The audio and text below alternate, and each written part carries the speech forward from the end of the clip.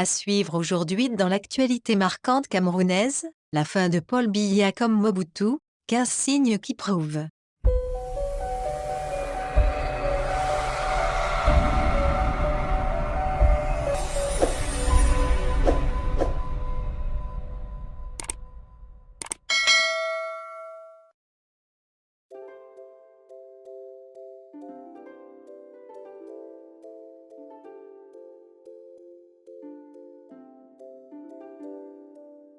Quand j'observe l'évolution de la situation politique actuelle au sommet de l'État du Cameroun, il me revient fortement à l'esprit le livre écrit par Honoré Gbanda Nzamboko Atimba, ancien conseiller politique et conseiller en sécurité de feu le président zaïrois Mobutu Sese Seko, produit aux éditions JDEP en 1998 et dont le titre est « Ainsi sonne le glas, les derniers jours du maréchal Mobutu Sese Seko ». Il y ressort une similitude troublante, sans être totale, avec ce qui se passe actuellement au Cameroun. Ni Mobutu, ni personne autour de lui n'avait semblé savoir lire entre les lignes et interpréter les signes qui ont précédé son départ.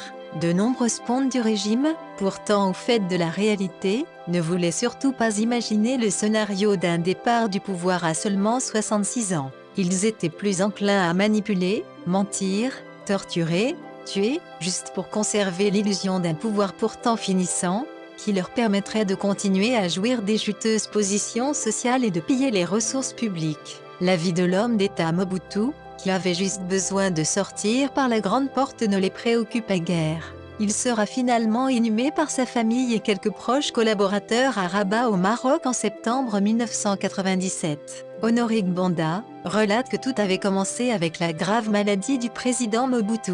Ses proches et les puissances occidentales étaient déjà au courant que ses jours étaient comptés. À l'est du pays, une farouche rébellion résistait à l'armée régulière, qui fut bien obligée d'abdiquer. Au Cameroun, Paul Biya n'est pas déclaré malade, mais il a 87 ans et a une longue et épuisante carrière administrative de 60 ans. Dans les régions anglophones du nord-ouest et sud-ouest, la guerre civile s'amplifie comme celle de l'est du Zaïre. Des indépendantistes anglophones résistent depuis 4 ans aux forces de défense et à l'armée d'élite camerounaise le BIR. Les ONG et autres organisations internationales dont l'ONU évoquent des cas de crimes de guerre, crimes contre l'humanité, voire du génocide, avec des risques avérés d'ouverture de procès pénaux internationaux. Sur le plan international comme au temps de la fin de Mobutu, qui fut lâché, à un moment critique de sa vie, par ses plus puissants et fidèles amis, à savoir les Américains, les partenaires internationaux, les soutiens du régime Biya comme la France,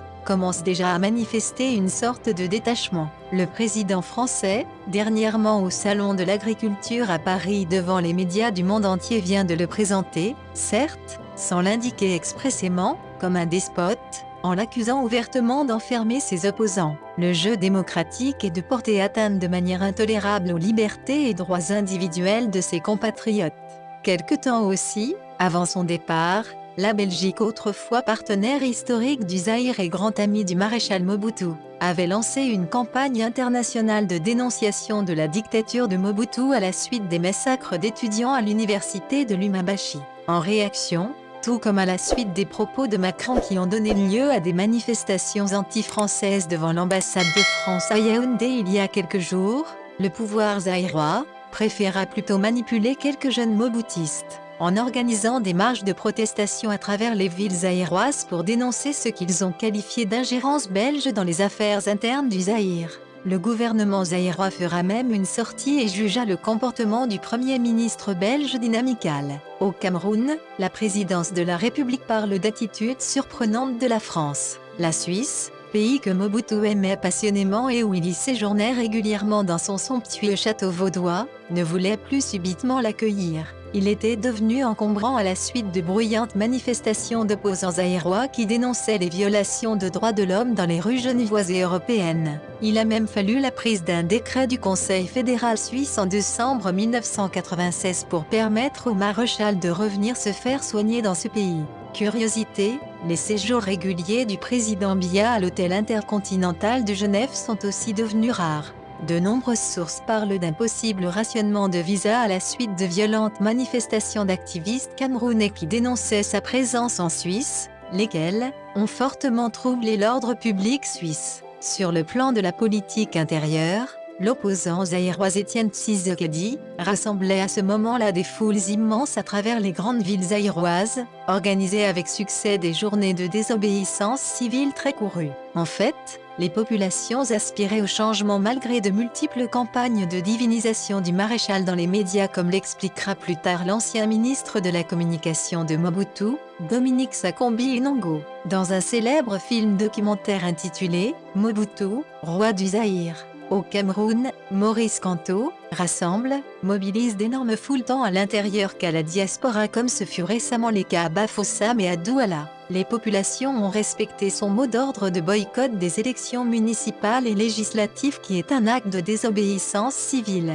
Ce sont là des preuves de ce que les Camerounais expriment un désir profond de changement. Le régime Biya, comme celui de Mobutu, à l'égard de Tshisekedi, préfère plutôt procéder aux actions de discrédit et d'intimidation en essayant de présenter Maurice Kamto comme un anarchiste ou en l'emprisonnant. Dans le cadre de la gestion du pays, le maréchal Mobutu était devenu le prisonnier des clans qui s'étaient formés autour de lui, d'une part sa belle famille, de l'autre, les frères du village.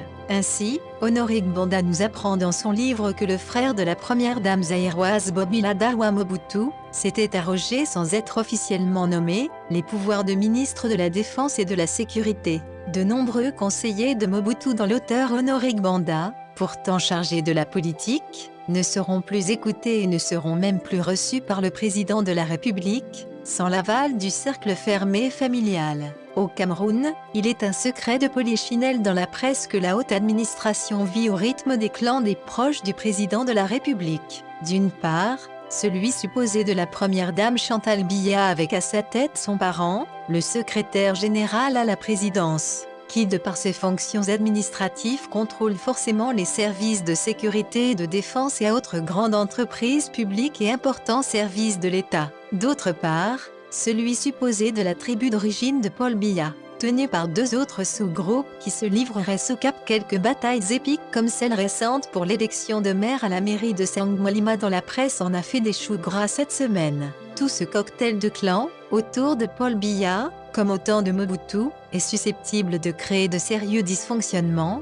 un affaiblissement de l'État, une radicalisation des postures comme celle sur la crise anglophone, dont l'effet serait une neutralisation des sphères d'influence et de force en puissance, plongeant ainsi le pays dans l'inertie et l'incertitude. On voit bien que les Camerounais sont inquiets et sur une sorte de qui-vive. En dehors de toutes ces guerres de clans, des charognards et des vautours composés d'hommes d'affaires étrangers supposés être des lobbyistes rôdaient, et s'étaient finalement abattus grâce aux complicités des proches sur le corps dégénérant du maréchal Mobutu pour le dépouiller de ses dernières forces. Selon Honoré Gbanda, le Camerounais, feu OMGB Adamaz, célèbre lobbyiste de la place parisienne, réussira à ponctionner au maréchal Mobutu la somme de 0,3 milliards de francs CFA quelque temps avant son départ du Zaïre, sous prétexte qu'il lui livrerait des armes qui permettront de combattre efficacement la rébellion à l'Est.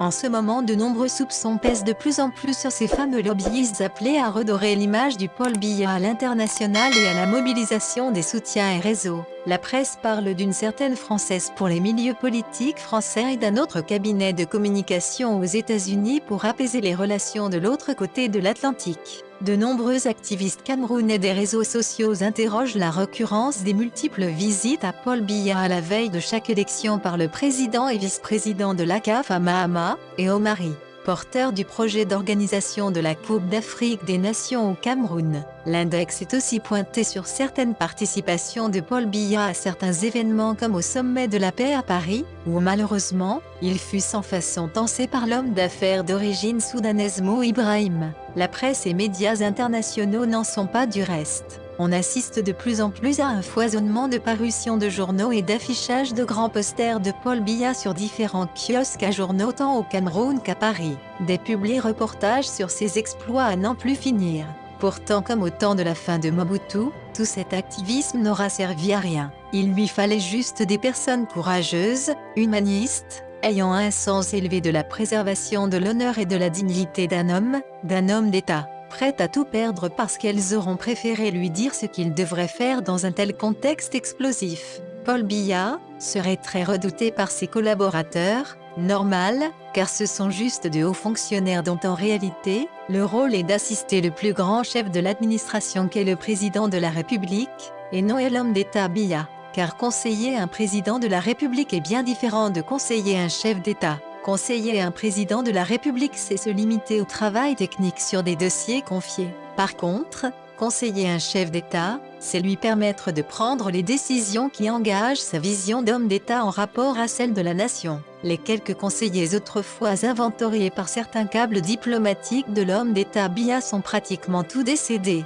On peut citer les feux Ferdinand Léopold Wayano, Emma Basile, René Orwena, Mataga Philippe, Jean Fouman Akam, Général Bena Mpeke, Général Soiman Benoît, M.V. Ambolo Cherel, Dr Andla, Mvondo Assam Benoît, frère aîné du président Biya, et dans une moindre mesure Martin Belinga Iboutou. Selon certaines indiscrétions, ce qui reste tout de même à vérifier, ces personnes pouvaient lui dire des choses, parfois pas à son goût, quand elles estimaient qu'elles lui étaient utiles.